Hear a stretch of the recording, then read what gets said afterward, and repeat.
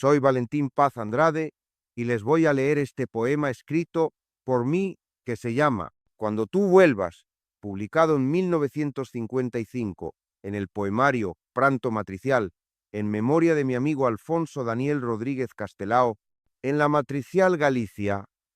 siempre tuya, que desde la Torre de Hércules al Miño, una antorcha encenderá por cada isla, cuando tú vuelvas por el mar, de Tojo una hoguera en cada monte, cuando tú vuelvas por el mar, de los castros en la corona una fogata, cuando tú vuelvas por el mar, una rubia candela en cada pino, cuando tú vuelvas por el mar, su cirio de musgo, los cipreses, cuando tú vuelvas por el mar, luces de ardora blanca en cada mástil, cuando tú vuelvas por el mar, un farol marinero en cada dorna,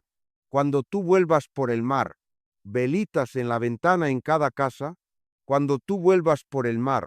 y las perlas de las lágrimas derramadas, cuando tú llegues por el mar, cuando tú llegues por el mar,